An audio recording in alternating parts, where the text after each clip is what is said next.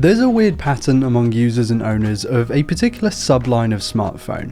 It's not like the iPhone or really even the Google Pixel, it's not like the Galaxy S or even OnePlus mainline models, often considered the best in class, yet weirdly far away from what any of us would really call innovative.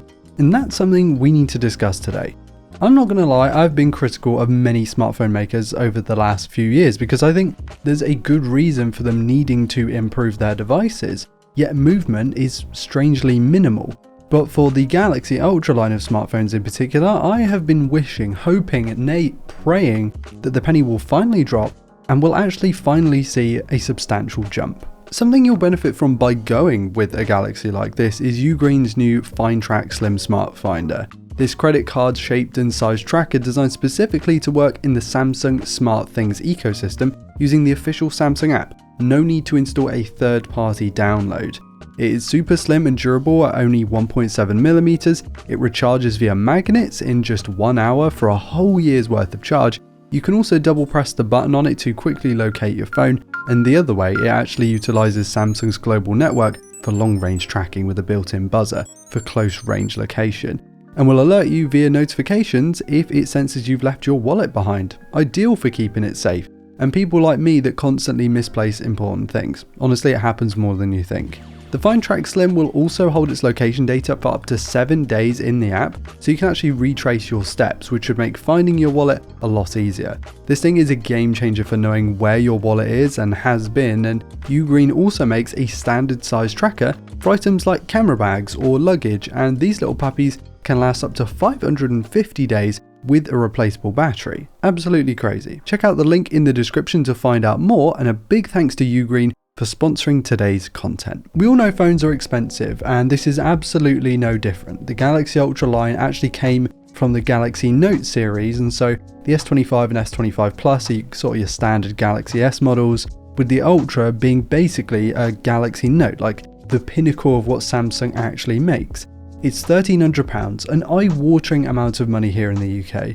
But here's the thing, I know quite a few people who own Galaxy Ultras, but most of them have like the S22 Ultra or the S23 Ultra, and when you ask them when they're likely to upgrade, are you fancying the new S25 model, the response is usually, if not always, I see absolutely no need to change my phone right now. My phone does everything I need it to, and there's not much on the new model that really gives me the pull of a new smartphone, which though isn't unheard of with other makes and models, trends more towards the long-term ownership than even Pixel users or OnePlus owners in my life.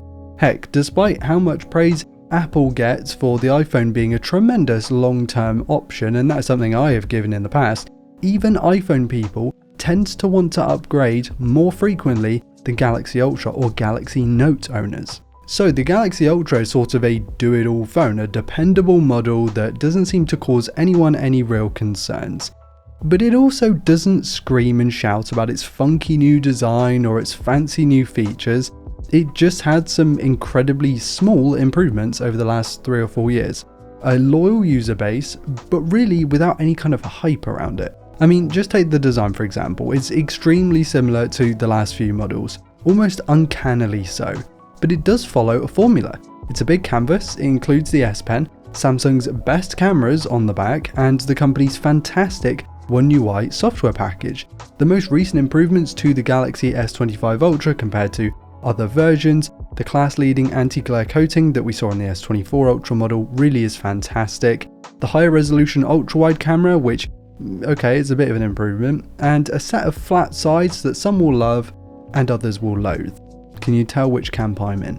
And of course the updated One UI 8 version of Android 16, which gives you all of the up-to-date Galaxy AI features that you might or might not want. It all sounds like a one-way ticket to success.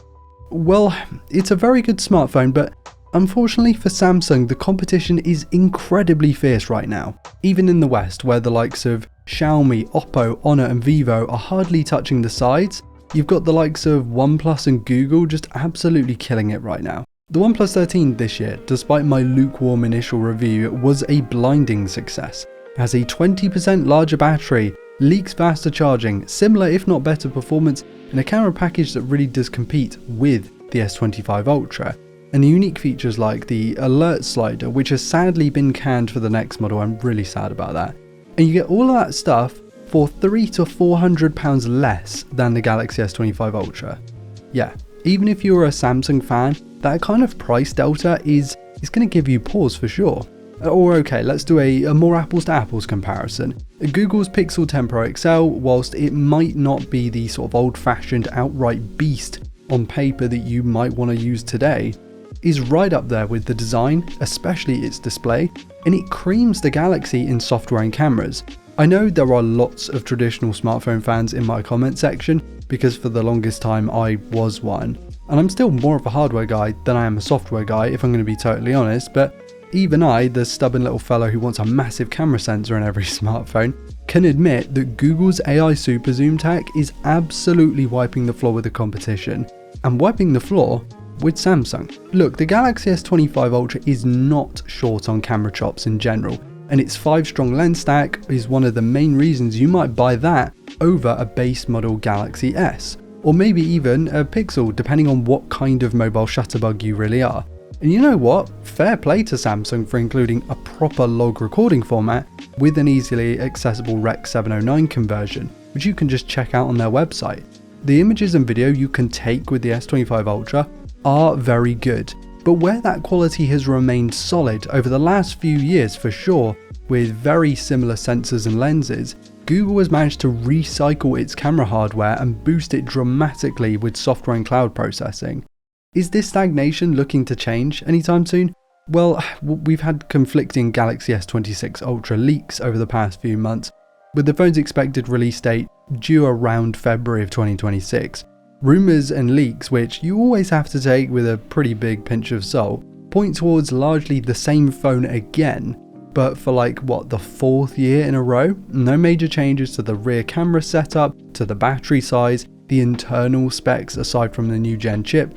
Maybe charging will be a little bit quicker, but that isn't fully confirmed yet, and perhaps the screen will gain 0.1 of an inch on paper to match Apple's 6.9 inch on paper panel. But in totality, there really doesn't seem to be a big break in what feels like constant recycling.